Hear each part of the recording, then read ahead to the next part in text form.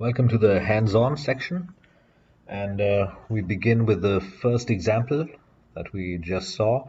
We'll be using both arrays and pointer notation with indexing and offsets to access elements of this array named B, this integer array named B with 4 elements in it, and we have the integer pointer B pointer already initialized to the starting location of integer array B over here.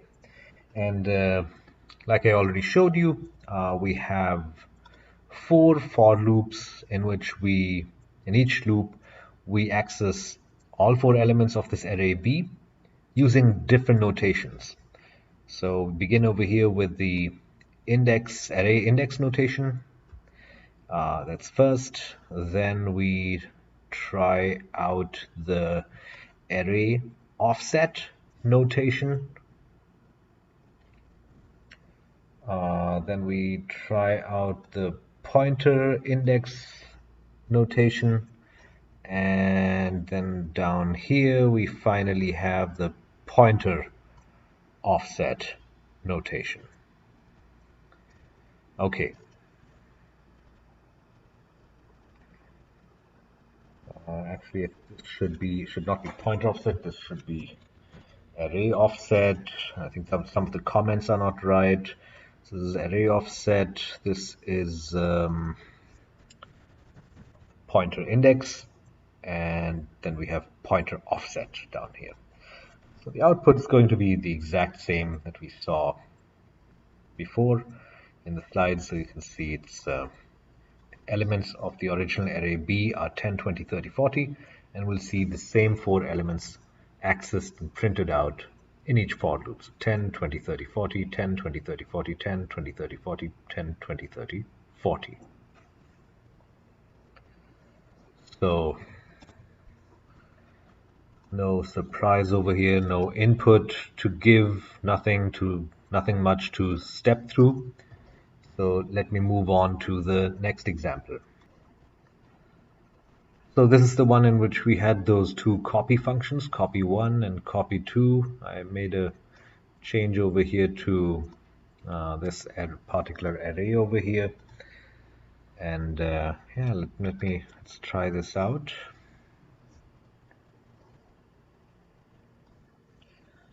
All right, let me run this. And see, at the end of after calling copy1, sorry, this is copy L, I think. Copy1 should fix that. Okay, yeah, sorry about that. Let me run that again. Copy1,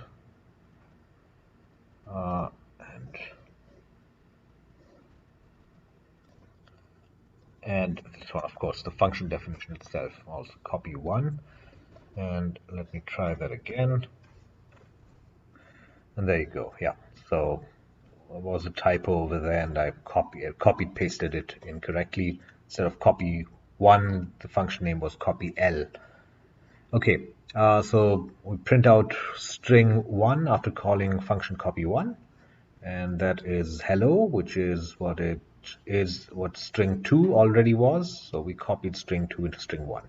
And after calling the function copy2, we print out string 3, which we now expect to contain the contents of character array string 4, goodbye, which it does.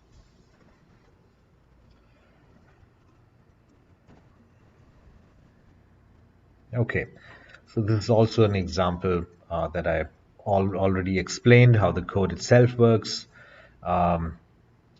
Nothing very interesting happening over here either that needs further explanation. So let me now jump to one more piece of code, one more project. So it's not in the slides as in code form, but I just wanted to show you this anyway because there is something to show here actually. So I created this array of character pointers that are constant. And the 4 strings are, I use the same one: spades, clubs, hearts, and diamonds. So the 4 types of cards that you have in a deck of cards. I'm sticking with the same example. And I added a for loop over here, and I have a loop control variable I initialized at 0 that goes up to size. Size is the size of this array. So in this case, 4. And we increment I, of course, and in each iteration we just print out whatever string suit I is pointing at.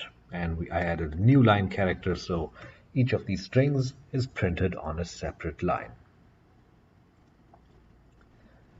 Okay, so let me just run this first, and there you see spades, clubs, hearts, and diamonds.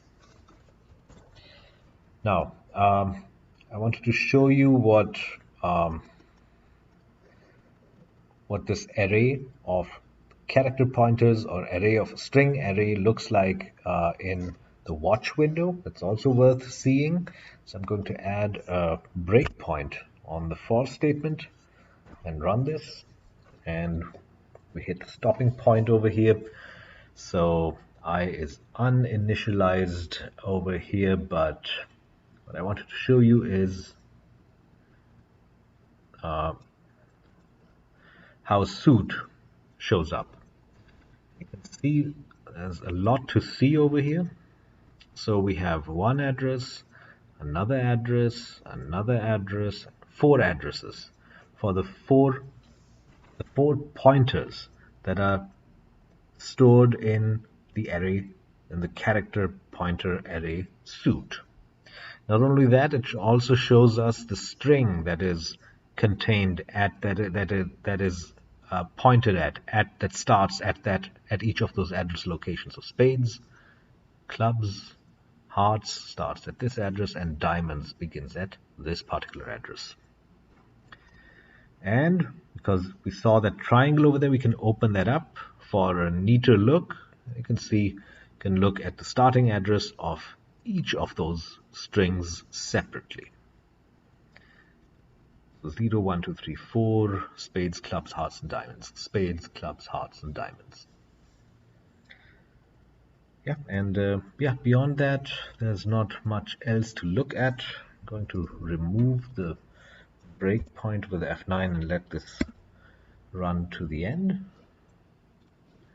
there we go. And that is a demonstration of an